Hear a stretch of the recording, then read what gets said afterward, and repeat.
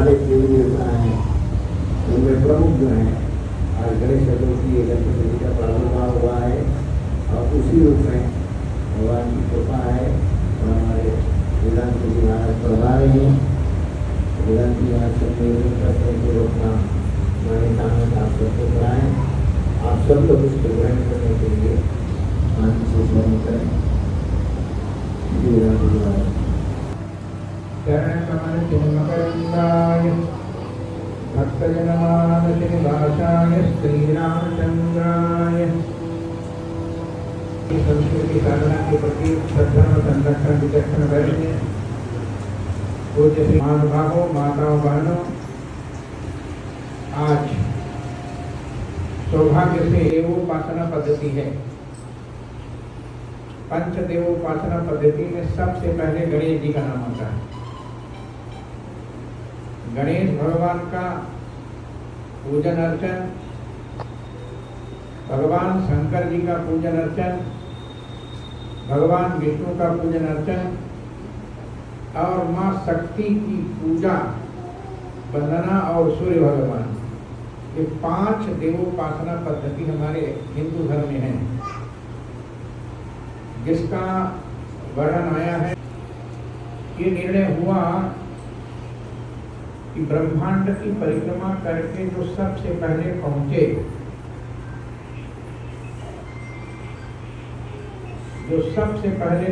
उसी की पूजा सबसे पहले हो। इसके लिए देवताओं में होड़ लगी। 2 प्रकार की कथा आती है। पहली कथा यही है कि सभी देवताओं ने निर्णय लिया कि जो सबसे पहले ब्रह्मांड की परिक्रमा करके लौटे, उसी की पूजा सबसे पहले हो।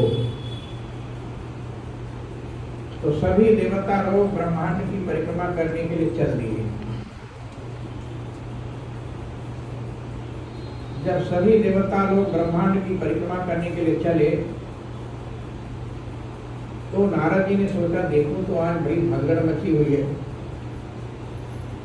सब बड़े बड़े देवता लोग बड़ी लंबी छलांग लगा रहे हैं, दौड़ रहे हैं, कोई अपने वाहन से, कोई पैदल से। चलो हम भी तो देखें क्या तमाशा हो रहा है। और देवर्षि नारद जी रास्ते में जब गए तो देवर्षि नारद की ओर कोई देखा भी नहीं। दंडवत प्रणाम करने की तो बात ही छोड़ दीजिए, कोई देखा भी नहीं। सोचा है इनकी ओर देखूंगा, आंख मिलाऊंगा तो रुकना पड़ेगा, प्रणाम करना पड़ेगा, दूसरा देवता हमसे आगे चला जाएगा। एक डर के हमारे नारद जी को किसी ने प्रणाम नहीं किया। सब देवता निकल गए। तो निकलने के बाद अंतिम में गणेश जी पहुंचे चूहा में बैठकर। जैसे गणेश जी पहुंचे और नारद जी को देखा, तो गणेश जी अपने वाहन चूहा से उतर गए। उतर कर देवर्षि नारद जी को साष्टांग प्रणाम किया। तो नारद जी ने गणेश जी से पूछा, ये क्यों बड़े बड़े देवता लोग बड़ी लंबी छलांग लगा कर जा रहे हैं, इसका कारण क्या है? तो गणेश जी ने बताया कि महाराज, ये सब देवताओं की होड़ लगी है कि जो ब्रह्मांड की परिक्रमा करके सबसे पहले लौटे, उसी की पूजा। जी ने पूछा कि तुम फिर क्यों देरी कर दिए, तुम क्यों प्रणाम के चक्कर में पीछे हट गए? तो गणेश जी ने कहा कि महाराज, पता नहीं कौन आगे जाता है कौन पीछे जाता है, कुछ कहा नहीं जा सकता, लेकिन संत का अपमान नहीं करना चाहिए। कोई संत मिल जाए, कोई देवता मिल जाए, कोई महात्मा मिल जाए तो जरूर उसको प्रणाम करना चाहिए, उसका परिणाम अच्छा होता है। इसलिए हमने सोचा कि आप जैसे संत महापुरुष मिल गए हैं, तो मैंने उनका आशीर्वाद ले लूं, फिर आगे बढ़ो। तो मैं आशीर्वाद लेने के लिए आया हूँ आपसे कि आप आशीर्वाद दे दीजिए। बिना संत के आशीर्वाद के कुछ होता ही नहीं। यदि संत धुनी दरबार के बाबा जी ने आपको आशीर्वाद न दिया होता तो आप सब लोग यहाँ विराजमान कैसे होते? यदि संत ने आशीर्वाद न दिया होता तो ये धूनी बाबा दरबार मंदिर बनता कैसे? इस संत के आशीर्वाद से ही ये सब कुछ होता है।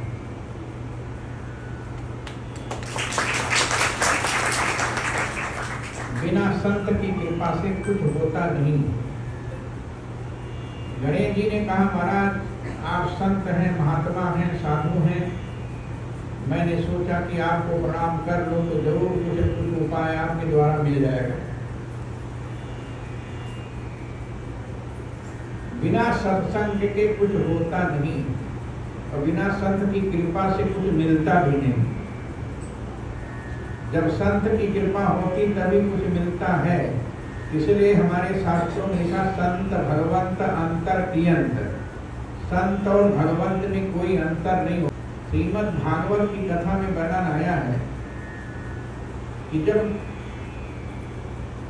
भगवान द्वारिकापुरी से सूर्य ग्रहण में स्नान करने के लिए कुरुक्षेत्र में पहुंचे तो वहां पर सभी महात्मा लोग, बड़े बड़े पूज्य संत लोग भी वहां पहुंचे हुए थे। तो संतों को देखकर भगवान कृष्ण ने सबको साष्टांग प्रणाम किया, सबका पूजन किया, सबका चरमोदक लिया। और इसके बाद भगवान कृष्ण ने स्वयं कहा कि देवता लोग पत्थर की मूर्ति, लकड़ी की मूर्ति और देवता लोग तो पूजा करने के बाद बहुत दिनों के बाद उसका फल देते हैं, लेकिन संत ही एक ऐसा इस संसार में शक्ति के रूप में प्रकट हुआ है, उनकी पूजा का तत्काल फल मिलता है।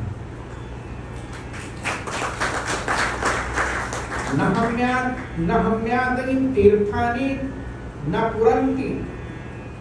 ये तीर्थ भी उतना ज्यादा पवित्र नहीं कर पाते, मंदिर के देवता भी उतना ज्यादा प्रसन्न नहीं कर पाते जितना महात्मा लोग कर पाते हैं। हम जो यहाँ पर आए हैं आप सब लोगों के आशीर्वाद से ही आए हैं। ये श्रीमद् भागवत में बृहद वर्णन दिया गया है। उन सब के बीच में महात्माओं ने भगवान कृष्ण की स्तुति किया और स्तुति करने के बाद कहा, महाराज ये तो ठीक कहा आपने, लेकिन आज तक दुनिया में कोई ऐसा भगवान नहीं मिला जो मुर्दा को जिंदा कर दे। आपने अपने गुरु के पुत्र को जो समुद्र में डूबकर मर गया था उसको जिंदा लाकर अपने गुरुदेव के चरणों में समर्पित किया था। सांदीपनी मुनि के पुत्र समुद्र में डूब गए थे। मरे हुए पुत्र को जब सांदीपनी मुनि के पास गुरुदक्षिणा देने के लिए बात आई तो सांदीपनी मुनि ने कहा कि रुक जाओ थोड़ा, मैं अपनी पत्नी से पूछ लूं क्या गुरुदक्षिणा लूं तुमसे। तो सांदीपनी मुनि ने जब अपनी पत्नी से पूछा तो पत्नी ने सांदीपनी मुनि को डांटा, अरे मूर्ख हो तुम, इतने बड़े भगवान को पढ़ाने के बाद भी तुम समझ नहीं पाए कि कौन है। अरे सोना चांदी रुपया पैसा लोगे गायब हो जाएगा, तुम्हारा बेटा समुद्र में डूबकर मर गया था वो मांग लो। तो सांदीपनी मुनि ने कहा मरा हुआ व्यक्ति कैसे आएगा? कहा ये गुरुदक्षिणा तुम मांगोगे तो गुरुदक्षिणा में भगवान वासुदेव तुमको अपना पुत्र दे देंगे। और वही हुआ। जब सांदीपनी मुनि ने भगवान कृष्ण से कहा कि दक्षिणा के रूप में मैं अपने मरे हुए पुत्र को जिंदा देखना चाहता हूं, और भगवान कृष्ण गए और जा करके जिंदा पुत्र को ला करके माता पिता के सामने खड़ा कर दिया। गुरुदक्षिणा को देखकर सांदीपनी मुनि उनकी पत्नी तो कृतकृत हो गई। ये बात जब वहां महात्माओं के बीच में देवताओं ने कहा,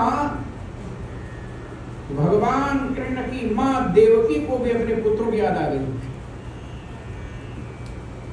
भाई मेरा बेटा इतना चमत्कारी कि अपने गुरु को गुरु दक्षिणा देने के लिए मरे हुए बेटे को लाकर जिंदा दक्षिणा में दे दिया।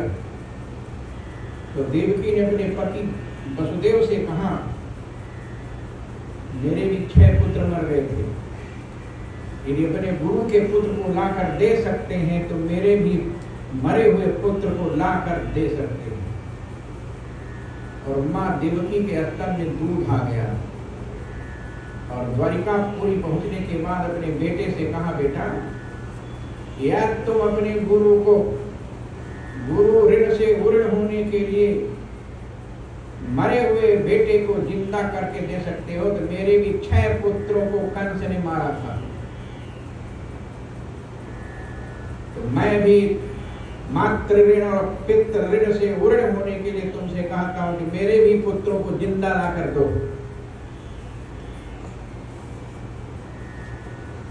और भगवान कृष्ण ने माँ के चरणों का वंदन किया, ठीक है माँ, मैं आपकी आज्ञा का पालन करूंगा। वो गए, जाकर सुतल लोक से मरे हुए पुत्रों को जिंदा ला करके माँ के सामने खड़ा कर दिया।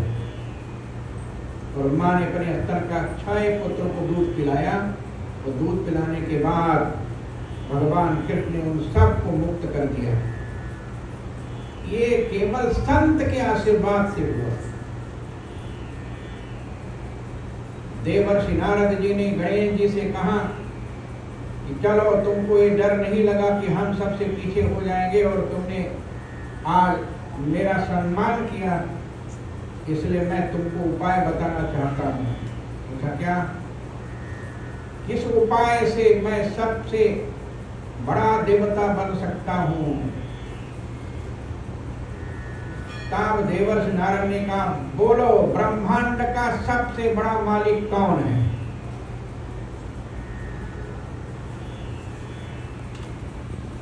इस ब्रह्मांड का सबसे बड़ा भगवान कौन है? तो गणेश जी ने कहा, भगवान राम से बड़ा कौन हो सकता है?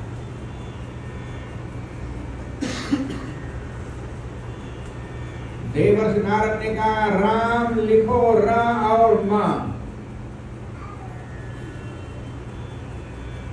और रा और मां लिखने के बाद उसकी परिक्रमा कर लो, तुमको ब्रह्मांड की परिक्रमा का फल तत्काल मिल जाएगा। इसमें 2 कथा आती है, एक राम लिखने की परिक्रमा की और दूसरा माता पिता की। लेकिन रामचरितमानस में, वाल्मीकि रामायण में, पद्म पुराण में, स्कंद पुराण में, महाभारत में राम शब्द का प्रयोग हुआ है।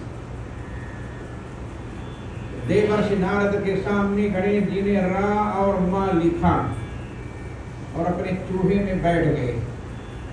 चूहे में बैठ करके राम की परिक्रमा किया। जब राम की परिक्रमा किया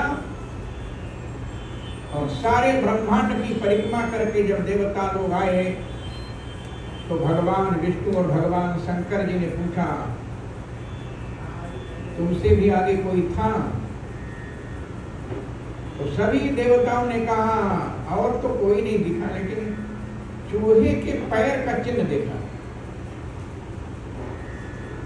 चूहे के पैर का चिन्ह देखा। पूछा, ये चूहे का पैर, चूहे में कौन बैठता है? तब शंकर जी ने और भगवान विष्णु ने कहा, चूहे पर तो बैठते हैं गणेश जी। सब देवताओं ने कहा कि हमने केवल चूहे का पैर देखा, आगे बाकी कुछ नहीं देखा। तब वहीं पर भगवान शंकर और भगवान विष्णु ने कहा, ब्रह्मांड का सबसे बड़ा देवता गणेश जी।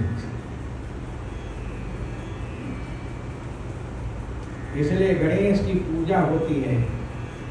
रामचरितमानस में लिखा हुआ है कि जब भगवान शंकर का विवाह होने लगा, तो विवाह एक अनादि गणेश हैं और दूसरे शंकर जी के पुत्र गणेश हैं, और तीसरे एक गणेश और हैं जो अखंड अनंत छेद्य भेद अतर्क अचिंत ग्राह्य प्रगदेश गणेश है। इसलिए मैं तो समझता हूं ऐसे जो गणेश हैं उन्हीं गणेश जी का आज, इसलिए आज भगवान ने सभी देवताओं के बीच में गणेश जी को कहा था कि तुम्हारी पूजा सबसे आगे होगी। इसलिए जब पूजा होती है तो पूजा में सबसे पहले श्री गणेशाय नमः कहा जाता है। श्री गणेशाय नमः, श्री गणेश माने श्री गणेश भगवान से ही पूजा का श्री गणेश होता है, इसलिए उसको श्री गणेश बोलते हैं। ऐसे भगवान गणेश हम सब देवताओं के भी देवता हैं। इसलिए भगवान शंकर का जब विवाह हो रहा था तो विवाह के समय में पंडितों ने भगवान शंकर से भी गणेश भगवान का पूजन कराया। तो भगवती पार्वती ने धीरे से भगवान शंकर के कान में कहा, ये मेरा बेटा है। कहा नहीं, तुम्हारा बेटा नहीं है, ये गणेश ये तुम्हारा बेटा नहीं है। कहा तुम्हारा बेटा होगा, लेकिन जिस गणेश की पूजा हम कर रहे हैं वो तुम्हारा बेटा नहीं है। सज्जनों, तब विवाह के समय में भगवान शंकर से पूछा गया, आपका गोत्र क्या है? आपके पिता का नाम क्या है? आपके माता का नाम क्या है? तब उसमें देवर्षि नारद जी खड़े हो गए। ये शिव पुराण में भी कथा आती है। कहा भगवान शंकर के पिता और भगवान शंकर की माता, भगवान शंकर स्वयंभू हैं, सारे संसार के माता पिता हैं। ये शिव पुराण में और पद्म पुराण में और स्कंद पुराण में इसका बृहद वर्णन दिया गया है। और शिव पुराण में कहा नाद एव पर ब्रह्म, नाद ही ये ब्रह्म है। इसलिए शंकर भगवान के माता पिता का कोई वर्णन नहीं आता। श्रीमद् भागवत में वर्णन आता है, जब ब्रह्मा ने सृष्टि किया तो सृष्टि के बाद सनक, सनंदन, सनातन, सनत कुमार ये चारों चले गए हिमालय की ओर। तो ब्रह्मा को बड़ा क्रोध हुआ और क्रोधित ब्रह्मा के भावों के बीच से नीललोहिता एक नील वर्ण का कुमार बालक पैदा हुआ और रोने लगा। सवै रोद देवानाम पूर्वजो भगवान बब नामान पूर्वेधातः खानानि च जगद्गुरु यदरोदि सुरश्रेष्ठ सोद वीर्यो बालकः ततः काम विदर्शन्ति नामना रुद्र इति प्रजा। ता ब्रह्मा ने कहा तुम रोते रोते पैदा हुए, इसलिए जाओ आज से तुम्हारा नाम रुद्र होगा। ये श्रीमद् भागवत में लिखा हुआ है। और भगवान रुद्र से ब्रह्मा ने कहा जाओ सृष्टि करो। जो सृष्टि किया देखकर ब्रह्मा को बड़ा आश्चर्य हुआ। जो सृष्टि किया सृष्टि वाले को खाना शुरू कर दिया। तब ब्रह्मा जी ने कहा अलार्म सृष्टि बंद करो। ऐसे भगवान शंकर के सुपुत्र के रूप में भी गणेश जी का पूजन होता है। संत से जो आशीर्वाद लेकर काम करता है उसका कार्य हमेशा सफलता की ओर जाता है, और जो संत से आशीर्वाद नहीं लेता है, जैसे आप लोगों को संत का आशीर्वाद मिल रहा है और उन्हीं संत के आशीर्वाद से आप लोग यहाँ पर आए हुए हैं। मैं भी उन्हीं संत की कृपा से आशीर्वाद से यहाँ आया हूँ। और जब तक ये संत नहीं मिले थे तब तक मैं दिल्ली में आकर भटकता था, कभी यहाँ कभी वहाँ रुकता था। लेकिन संत की शरण में आने के बाद भगवंत का सहारा मिल जाता है। सज्जनों, आप सब लोग बड़े भाग्यशाली हैं कि आज गणेश चतुर्थी के दिन भगवान के दरबार में, धोनी वाले दादा के दरबार में विराजमान होकर के गुरुदेव का दर्शन कर रहे हैं। यहाँ आने के बाद मुझे पता चला कि धूनी वाले दादाजी का मंदिर भी बनना प्रारंभ हो गया है। आपने भी उस मंदिर के सहयोग के लिए कई करोड़ रुपया 21 करोड़ रुपया दे चुके हैं। अब 80 करोड़ रुपया लगना है, जिसमें से 21 करोड़ रुपया स्वामी जी ने प्रदान किया है। उसमें हमने भी जाना था, लेकिन सहयोग से मैं पहुंच नहीं पाया। आज गणेश के इस पावन चतुर्थी के दिवस पर मैं भी यहाँ उपस्थित हूँ, मेरा सौभाग्य है और गणेश भगवान से प्रार्थना करता हूँ कि आप सब लोगों का मंगल हो। बहुत बहुत धन्यवाद। जय श्री राम, जय श्री राम। धूनी वाले दादाजी की, धूनी वाले दादाजी की, दादा दरबार की, दादा दरबार की। हर हर महादेव।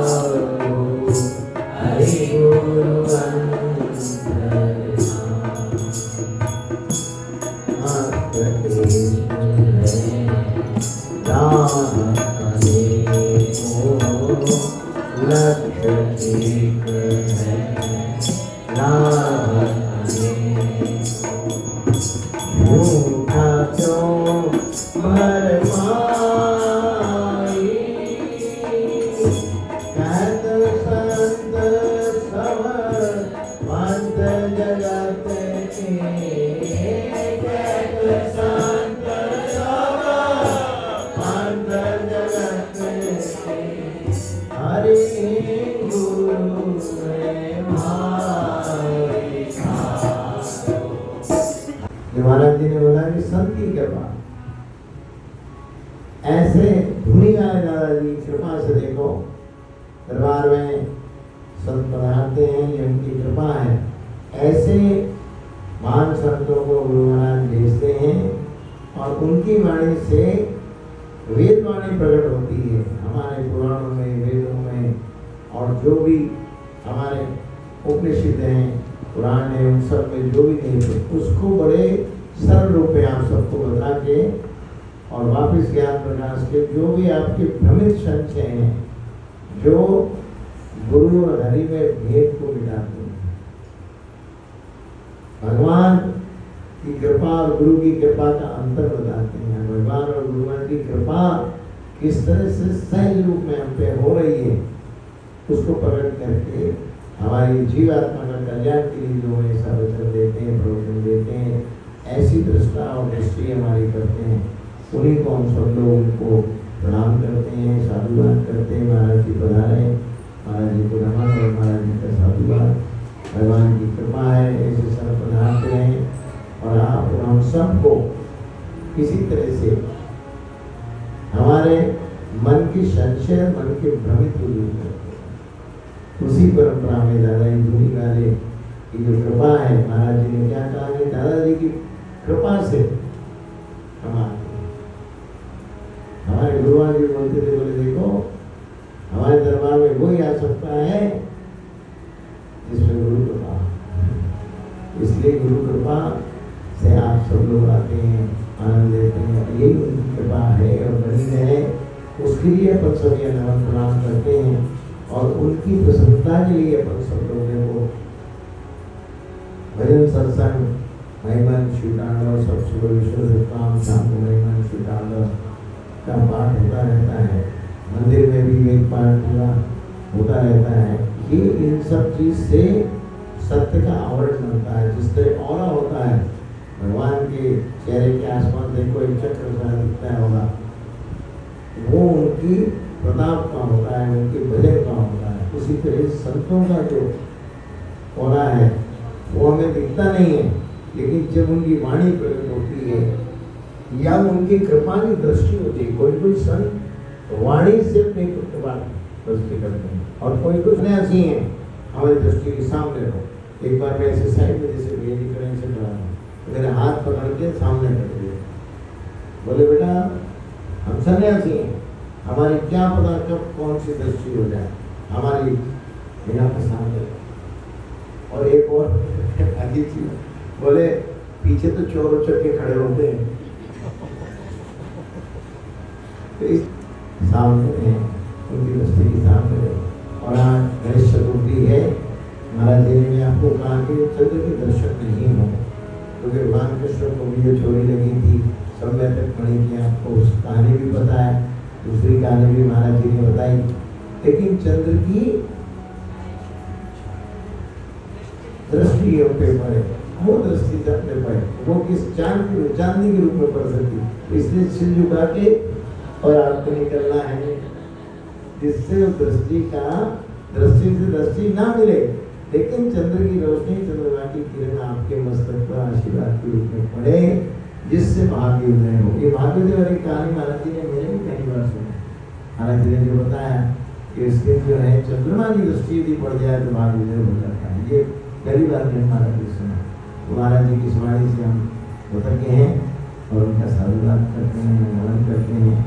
भगवान भोलेनाथ की दया से आप अपन शिव मंदिर करेंगे।